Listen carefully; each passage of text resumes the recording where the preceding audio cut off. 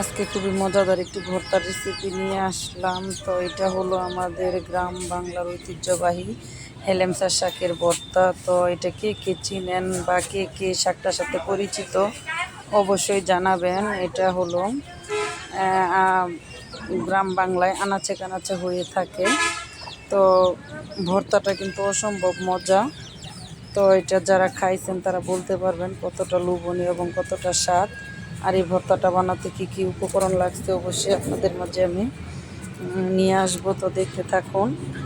আর ভর্তার লাভার চ্যানেলে অবশ্যই যুক্ত থাকুন। যারা এখনও আইডিটা সাবস্ক্রাইব করেন না, প্লিজ আইডিটা সাবস্ক্রাইব করে পাশে থাকুন এবং ভিডিও অনুযায়ী একটি মন্তব্য করে ছোট্ট একটা লাইক দিয়ে তারপর ভিডিওটা দেখা শুরু করবেন। আজকে প্রথমে একটা লাইক চেয়ে নিলাম, কারণ লাইকটা আপনারা যদি দয়া করে দেন তাহলে কিন্তু ইউটিউব আরও 10 জায়গায় আমার ভিডিওটা নিয়ে যেতে সুবিধা হয়।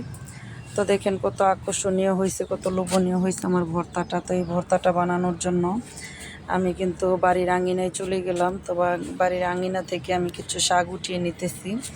আর ও শাকগুলো কিন্তু হাত দিয়ে চিমটিয়ে নিলে নখ ব্যথা করে, তাই কিন্তু আমি নতুন প্রসেসে নিতেছি। কেচি দিয়ে কেটে কেটে নিতেছি আর উপরের কচি আগাটা নিতেছি। এটা শাকগুলো একদম কচি, ওই মাত্র হয়েছে, বেশি দিন হয় নাই।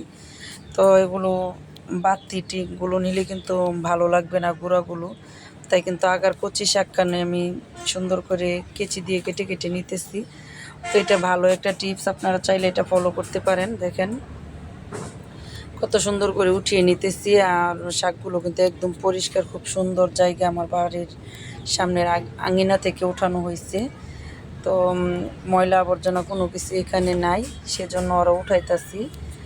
তো এটা কিন্তু আমাদের গ্রাম বাংলার মানুষ এরকম শাক দিয়ে কিন্তু বহু রেসিপি করে খেয়ে থাকে। তো যারা শহরে থাকেন ওরা হয়তো এই ভর্তা কিংবা এই শাকটাকে মিস করেন। এটা অসম্ভব মজাদার একটি শাক। এটা যেভাবে রান্না করেন ওইভাবেই খেতে অনেকটা ভালো লাগে। আর কোনো ধরনের কেমিক্যাল বা কোনো কিছু নাই, একদম গ্রামের সার হসপিটাল কোনো কিছুই লাগে না। মাটি থেকে এত মজাদার শাক তৈরি হয়, তাহলে কিন্তু এটা শরীরের পক্ষে অনেক উপকারী। আর যেহেতু শাক, সবুজ শাকের তো কোনো তুলনা নেই। তো দেখেন আমি শাকগুলো উঠিয়ে নিয়ে আসছি, কিন্তু এখন আমি এগুলো ভালো করে আবার একটু দেখতেছি যে কোনো কিছু আছে কিনা শাকের মধ্যে। তো দেখলাম যে কিছুই নেই। তো এখন আমি এগুলো ধুয়ে নেব। তো আজকে আমি অনেক মজাদার একটি ভর্তা তৈরি করব। আমার যেহেতু ভর্তার চ্যানেল, তাহলে ভর্তাই তো দিতে হবে আপনাদের মাঝে। আর এরকম একটা ভর্তা হলে কিন্তু গরম ভাতের সাথে একদম জমে যাবে। আর কিছুই লাগবে না, মাছ মাংস কিছুই আপনার খেতে চাইবেন না, শুধু বলবেন যে ভর্তা দেন। তো আমার বেলায় কিন্তু ঠিক এটাই ঘটছে।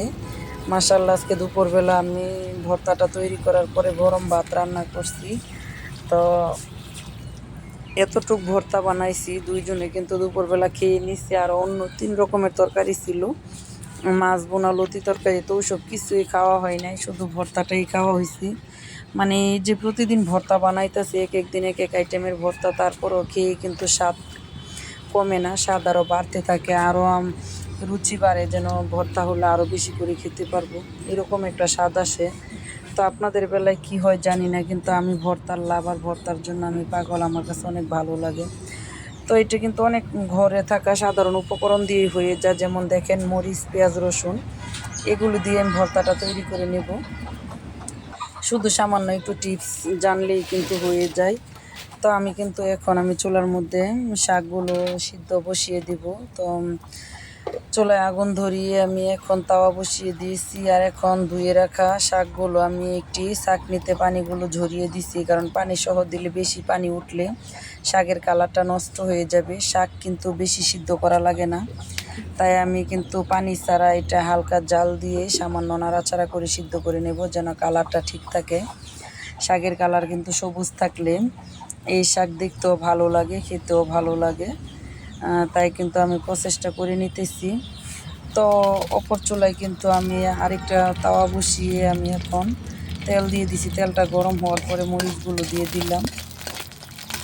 তো মরিচগুলো নেড়ে চেড়ে ভেজে নিব। কিছু ভর্তা আছে অবশ্যই কিন্তু তেলে ভেজে নিতে হয়, তা না হলে খেতে ভালো লাগে না। আর কিছু ভর্তা আছে শুধু কাঁচা এইরকম শুকনো মরিচ দিয়ে বেটে কিন্তু করলে খেতে ভালো লাগে। তো এটা কিন্তু মরিচটা ভেজেই করতে হবে, এটা ওইভাবে কাঁচা দিয়ে করলে খেতে ভালো লাগবে না। তো আমি মরিচগুলো নেড়ে চেড়ে কিন্তু ভালো করে ভেজে নিতেছি, প্রায় 30 সেকেন্ডের মতো ভেজে নেওয়ার পরে এরকম একটা কালার আসছে। তো আমি নামিয়ে নিয়েছি, বেশি পুড়ে গেলে ভর্তাটা আবার তেমন ভালো লাগবে না আর কালারটাও নষ্ট হয়ে যাবে। তো এখন আমি চুলার আঁচ কিন্তু আমার একদম লো আছে, হালকা আছে কিন্তু আমি ভেজে নিতেছি যেন ভিতর থেকে সিদ্ধ হয়ে আসে আর উপরের কালারটা যেন ব্রাউন কালার হয়ে যায়। অনেক কড়া জাল দিলে কিন্তু এগুলো পুড়ে যাওয়ার সম্ভাবনা থাকবে আর ভিতর দিয়ে কিন্তু সিদ্ধ হবে না, সেজন্য কিন্তু আমি প্রসেসটা করতেছি। তো দেখেন আমি এখন পেঁয়াজগুলো দিয়ে দিচ্ছি, আপনারা চাইলে কিন্তু কাঁচা পেঁয়াজ দিয়েও ভর্তাটা করতে পারেন। কিছু কিছু ভর্তা আছে কাঁচা পেঁয়াজ দিলে খেতে ভালো লাগে না, আর কিছু ভর্তা আছে পেঁয়াজ ভেজে দিলে কিন্তু তার স্বাদ দ্বিগুণ বেড়ে যায়। যেমন এরকম শাকের ভর্তায় কিন্তু পেঁয়াজ ভেজে দিলে তার স্বাদ কিন্তু সত্যি দ্বিগুণ বেড়ে যায়। তো এখন আমি হালকা একটু নেড়ে চেড়ে এগুলো নামিয়ে দিয়েছি আর ভাপ দেওয়া শাকটা কিন্তু আমি এখন সুন্দর করে দিয়ে দিতেছি। তো দেখেন আমি একটু দূরে থেকে দিছি, কারণ যেহেতু তেলের কড়াইয়ে দিছি একটু তো ছিটার সম্ভাবনা আছেই। তো দেখেন আমার কালারটা কিন্তু একদমই সবুজ রয়েছে, আমি শাকের কালারটা নষ্ট হতে দেই নাই। আর এখন আমি সুন্দর করে একটু নেড়ে চেড়ে 1 মিনিটের মতো উল্টে পাল্টে একটু পানিটা শুকিয়ে নেব, তাহলে ভর্তাটা খেতে ভালো লাগবে।